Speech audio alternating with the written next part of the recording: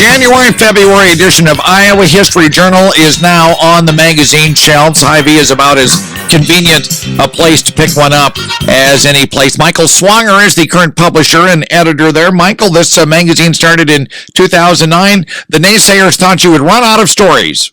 There's a lifetime's worth of stories, and that's one of the pleasures of owning and publishing the magazine is that I learn something every time we publish a new issue, and we have a stable of writers who've been working for us for several years, and then we always tend to find new writers too who come to us with story ideas. We get story pitches from readers, professors, historians, etc., members of the public who just are becoming more and more familiar with what we do, and they pitch ideas to us. I spend a lot of time researching Iowa's history and finding ideas as well.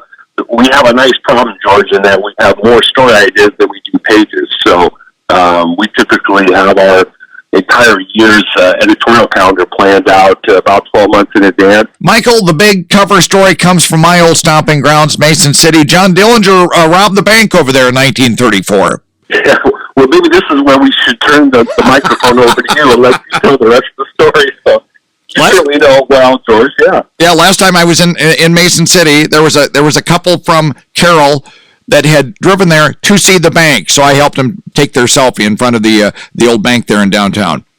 That's great. You know, and I'm sure your listeners are familiar with the John Dillinger name. Obviously, he's one of the more notorious gangsters in our country's history.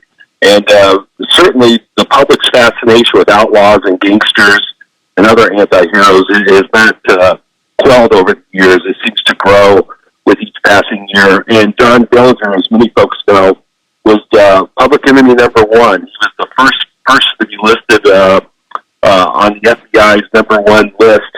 And a big part of his reputation was during a year-long crime spree from June of 1933 to June of 1934, in which he and his gang robbed about a dozen banks across the Midwest, including the First National Bank in Mason City on March 13th, 1934. We're approaching the 90th anniversary of that robbery. Back in the 1980s, Michael, I met one of the tellers who was on duty that day. In fact, he might have been one of the ones, I can't remember, he might have been one of the hostages that they put on the running boards of the car to get away.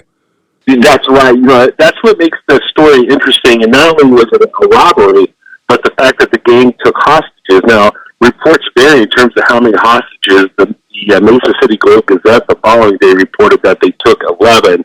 Most people seem to think it was at least 11. But you're right. They were running in a little car. It was a luxury car at the time, a 1933 Buick 90. And as you know, those cars had those long running boards on them.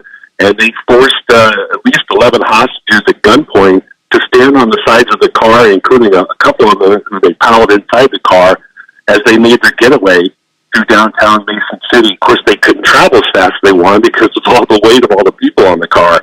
But eventually, they dropped them off one at a time. And after about 3.5 miles southeast out of town, they let the last hostage off.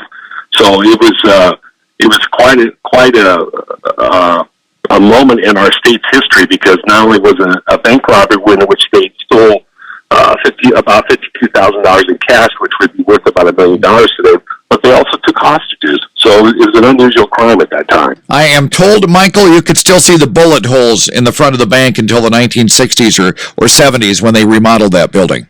Isn't that amazing? Yeah, I know there's a plaque there that commemorates what happened there as well. Michael Swanger, Iowa History Journal. What's another story people are talking about this month? Well, you know, we have a mix of stories in every issue, George, that we think will appeal to at least every Iowan. I think one of the other stories that's very interesting, well, I think they're all interesting, I'm a little biased, but one of the more interesting stories also involves another big name of Johnny Carson. You know, a lot of folks know that Johnny is an Iowa native, born in Corning, and he was raised there in southwestern Iowa before he moved to Nebraska.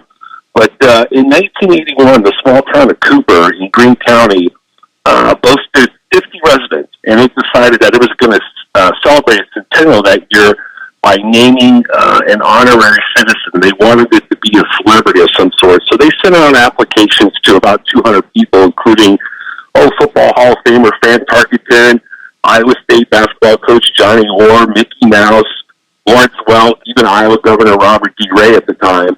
And, of course, Johnny Carson was one of them. Well, Johnny took it a step further. He actually invited a few members of the committee onto his show, including Terry Rich, who was the former CEO of the Iowa Lottery.